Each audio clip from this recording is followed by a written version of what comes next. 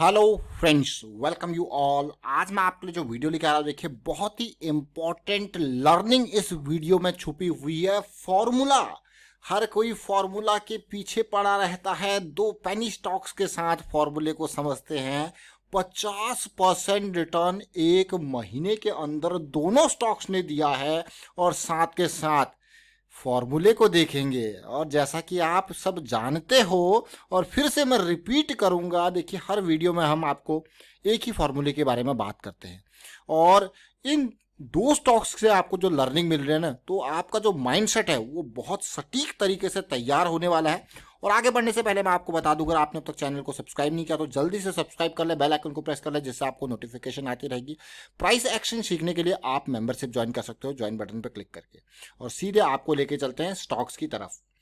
May 23, आज से एक महीना पहले हम आपके लिए वीडियो लेके आए थे। 17 रुपए के स्टॉक से हमने स्टार्टिंग करी थी और साथ के साथ दो बैंक्स थे ये। एक इंडियन ओवरसीज बैंक 16.90 का प्राइस था और दूसरा हमारे पास सेंट्रल बैंक 18 रुपीज़ के आसपास का प्राइस था। इन दोनों स्टॉक्स को अगर आप तसल्ली से देखो तो बिल्कुल डिटेल में आपको एक्सप्लेन किया गया था कि क्या कुछ हो रहा है और किस तरीके से हमारी एक्सपेक्टेशन इन दोनों स्टॉक्स से हैं अगले एक महीने के लिए, 2 महीने के लिए। और इन स्टॉक्स ने उन उन एक्सपेक्टेशंस पे पूरा खरा उतरे हैं। लेकिन रिस्क मैनेजमेंट की हमेशा हम बात करते हैं और उस रिस्क मैनेजमेंट को भी समझने की कोशिश करेंगे यहाँ पे। अब स्टॉक्स कौन कौन से? सबसे पहले हमारे पास है IOB, इंडियन ओवरसीज बैंक। फिर से रिपीट करूंगा, May 23 का वीडियो जरूर देखें, आप समझोगे। हम जब भी आपके लिए वीडियो लेके आते हैं, उस वीडियो का पूरा मकसद होता है लर्निंग का, समझने का, सीखने का, ताकि आपको कभी टिप की जरूरत ना पड़े। आप अपने आप सेल्फ सफिशिएंट बन जाओ खुद डिसीजन लेने के लिए कि अब मुझे खरीदना है, मैं खरीद रहा हूं तो कितना मेरा रिस्क होगा, अब मुझे बेचना है, अब ये भाग भी जाए तो मुझे कोई फर्क नहीं पड़ने वाला क्योंकि मेरा टारगेट पूरा हो गया। इंडियन ओवरसीज बैंक के साथ दूसरा बैंक का हमारा स्टॉक है सेंट्रल बैंक। अब उस टाइम की प्राइसिंग आपने देख ली। उस टाइम की प्राइसिंग क्या थी?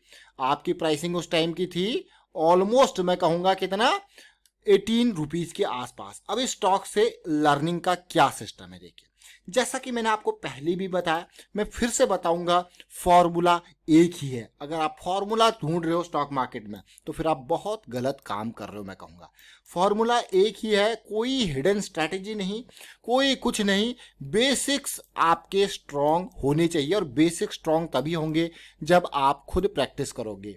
कितने लाखों करोड़ों का कोर्स कर लो, कितने ही मैं कहूँगा कोर्स के साथ साथ कितने ही वीडियोस आप देख लो, लेकिन एक्चुअल जो एफर्ट्स जो लगाने हैं वो आपको लगाने हैं।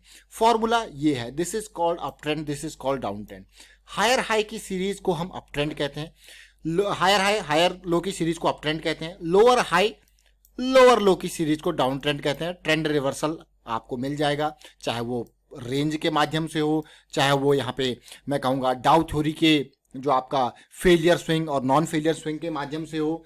लेकिन सीखने की बात यह है कि यहाँ पे इनको पहचानना, इम्पल्स, रिट्रेसमेंट, करेक्शन, इम्पल्स। अब आपको यार कितना बढ़िया स्मूथ आपको दिख रहा होगा ना। अब देखिए, अब सब कुछ अच्छा अच्छा लग रहा होगा, वॉल्यूम, करेक्शन, वॉल्यूम। अब आपको यार काश मैंने इसको यहाँ 16-17 रुपए पे खरीदा होता तो मुझे भी बढ़िया रिटर्न मिलता। ये आपके मन में क्वेश्चन जरूर होगा, लेकिन तसल्ली से अगर आप इस स्टॉक को देखोगे तो कितना रिटर्न इसने आपको दे दिया।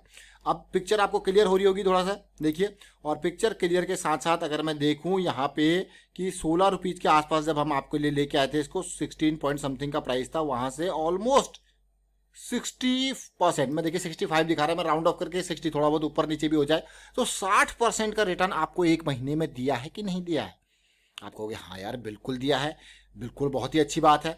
उसके बाद अगर पिछली करेक्शन को देखोगे, मैं ये नहीं कहूँगा कि बिल्कुल डीप पे आपने पकड़ लिया, आपने यहाँ पे भी अगर इसको पकड़ा होता तो पिछली करेक्शंस का रिटर्न आप देख लीजिए। आपने मान लो स्टॉक को 11 रुपये के आसपास पकड़ा होता तो फिर भी इसने आपको 76% का रिटर्न दिया था और अब तक ये आपको इस करेक्शन में ये ऑलमोस्ट 60% का रिटर्न दे चुका है। लेकिन पूरी कहानी जब आप देखोगे तो फॉर्मूला एक ही है। देखिए, रिट्रेसमेंट जब भी हम नापते हैं ना तो हम आपको कहते हैं कि ये यूज किया कीजिए फिबोनाची का टूल। तो इसमें जो कॉम्प्लिकेशंस होती है ना, ये देखिए मैं जीरोधा, काइट, का ये प्लेटफॉर्म यूज कर रहा हूँ। बहुत सारे लोगों को कन्फ्यूजन होगी कि कौन सा ये प्लेटफॉर्म है जिसमें इतने सारे टूल्स हैं। इसके अंदर 2 चार्ट्स आपके हैं, चार्ट क्यू और तो आपके पास ये ट्रेडिंग व्यू। मैं ट्रेडिंग व्यू वाला चार्ट यूज कर रहा हूँ और लेफ्ट साइड में ये सारे टूल्स बने हुए देखिए। ये फिबोनाची का टूल यहाँ पे गया, यहाँ पे आपको मिलेगा फिब रिट्रेसमेंट के नाम से। मैं फिर से रिपीट करूंगा अगर कुछ लोगों को कोई कन्फ्यूजन है। और ये मेजरमेंट के लिए यहाँ पे आपके लिए मेजर का टूल यहाँ पे बना हुआ है। जो नए लोग होते हैं थोड़ा कन्फ्यूजन होती है, लेकिन अगर आप इस स्टॉक को तसल्ली से देखो तो क्या चीज़ है, क्या फॉर्मूला है। अब ये मंथली चार्ट है, तेजी करेक्शन, तेजी करेक्शन। अब इस करेक्शन को हमने लास्ट टाइम पे समझा और आपके सामने लेके आए मई एंड में। क्यों लेके आए थे? क्योंकि ये हमको रिजॉल्व होती हुई दिख रही थी। अब मैं वीकली पे आपको लेके चलूंगा। ये रिजॉल्व होती हुई दिख रही थी और ऐसा लग रहा था भाई ये बड़ा धमाका यहाँ पे करने वाली है, और इसने धमाका किया और आपको फिर 2-2 बार मौके दे। देखिए पहले मौके रिट्रेसमेंट, दूसरा मौका। ओवरऑल अगर आप देखो जैसे कि 16.90 का जैसा मैंने आपको बताया लेवल था उस टाइम के आसपास, तो रिटर्न तो आपने ऑलरेडी देख लिया 65 से 64-65%, कम नहीं होता। लेकिन उससे भी तसल्ली वाली बात है, ये देखिए न्यूज आए, चाहे ये स्टॉक अब आप कहोगे ये प्राइवेटाइजेशन वाली लिस्ट में चला गया, ये चीज़ें हो गई, ये तो सबको ही पता था कि कोई एक आध स्टॉक तो पब्लिक सेक्टर के छोटे छोटे जो स्टॉक्स हैं, या मैं कहूँगा इनमें जो है इस तरीके से चीज़ें देखने को मिल सकती है, पता था डेफिनेटली। लेकिन बड़े लोगों को ये इन्फॉर्मेशन वहाँ पहले से पता होती है, और अब के टाइम पे जैसे जैसे वो माल ढीला ढीला भी करते रहेंगे। देखिए ये देखिए अब आप ये कैंडल जब आप देख रहे हो, क्लियर कट रिजेक्शन, प्राइस नीचे गया जरूर लेकिन बायर्स ने क्लियर कट रिजेक्ट कर दिया कि भाई नहीं। और देखोगे फिर उसके बाद ये वॉल्यूम देखिए, देख रहे हो, अगर आप कहीं पे भी इस पूरे करेक्शन के दौरान देखोगे तो कोई बड़ी सेलिंग यहाँ पे हुई नहीं। देखिए उसके बाद तो फिर स्टॉक करे पुल बैक, रैली। अब आपको यार ये तो बहुत ही बढ़िया बात है, बहुत ही अच्छी चीज़ है। तो ये तो एक स्टॉक था। अब देखिए एक स्टॉक का कई बार कहते हैं कि बहुत सारे लोग होंगे वो कहेंगे क्या तुक्के हैं। अगर आप रेगुलर वीडियोस देखो ना तो देखिए तुक्का होता है एक स्टॉक पे। देखिए अब मैं आपको दूसरा स्टॉक दिखाता हूँ, मस्त वाला। देखिए सेंट्रल बैंक, साथ के साथ मैंने पूरी लिस्ट के बारे में बात कही थी सेंट्रल बैंक की। देखिए अब इस सेंट्रल बैंक को देखोगे तो सिमिलर स्ट्रक्चर यहाँ पे भी बनता हुआ दिख रहा था। मंथली की करेक्शन थी, उस रेजोल्यूशन की हम बात कर रहे थे और ये ऑलमोस्ट 18 रुपीज़ के आसपास का था। क्या इसने आपको कम रिटर्न दिया? अब आप कहोगे नहीं भाई इसने भी हमको माला माल किया। ये देखिए जरा, ऑलमोस्ट 58% का रिटर्न उस लेवल से ये आपको अब तक दे चुका है। 58 नहीं 50% मान के चल रहे, हम तो 50% का लेके चल रहे भाई, ज़्यादा नहीं। एक महीने में अगर कोई स्टॉक आपको 50% रिटर्न दे दे, एक फिक्स डिपॉजिट का रिटर्न जो होता है वो 7 से 8%, मैं हद मार के कह रहा हूँ, नहीं तो 6% ही होता है। आपने देखा होगा आजकल 6, 6.5 पे चल चुके हैं। देखिए अब आपको यार ये तो बहुत ही अच्छी, लेकिन इन सब चीज़ों के साथ जो इम्पोर्टेंट पार्ट आपके पास है वो है रिस्क मैनेजमेंट का। जैसे कि आप इस स्टॉक को 18 रुपीज़ के पास खरीद रहे हो। मैं देखिए बहुत सारे स्टॉक्स जो अच्छे अच्छे स्टॉक्स हैं उनकी वीडियोस बार बार बनाता हूं कि आपको समझ में आए चीज़ें, और मेरा मेन मकसद जो है वो आपको टिप देने का नहीं है, वो आपको रिकमेंडेशन देने का नहीं है। बहुत सारे लोग टिप या रिकमेंडेशन पे काम करते हैं। मेरा मेन मकसद है, देखिए हम खुद प्रैक्टिस करते हैं, खुद सीखते हैं, तो उसके बेसिस पे कुछ स्टॉक्स की जो अच्छे स्टॉक्स के वीडियोज आपके लिए भी लेके आते हैं। Learning is the major focus, learning is the major focus. और इसीलिए यहाँ पे अगर आप क्लियर कट देखोगे किस तरीके से हम भी रेगुलर बेसिस पे प्रैक्टिस करते हैं, तो अब एनालाइज करते हैं चार्ट्स को, तो आपके लिए भी लेके आ जाते हैं। उसमें वीडियो क्रिएट करने में कितना टाइम लगता है देखिए। तो 18 रुपीज़ के आसपास से कहाँ गया, बहुत ही बढ़िया। अब आपको यार मेरा रिस्क कितना था, अगर मैं 18 रुपये पे इसको खरीद रहा हूँ तो मुझे पता है मेरा रिस्क बिल्कुल डीप डाउन 15 के आसपास, मैं 16 रुपीज़ के आसपास है। और भी इंप्रोवाइज इसको कर सकता हूँ, मतलब 2 रुपये का रिस्क और गेन आपने देखा सीधे 28 रुपये तक का ये गया। और 18 से 28 मतलब 10 रुपये का गेन अगर मैं 1000 शेयर खरीद लेता। अब देखिए अब ये चीज़ें आपके मन में जब आप खरीदते हो तब आनी चाहिए।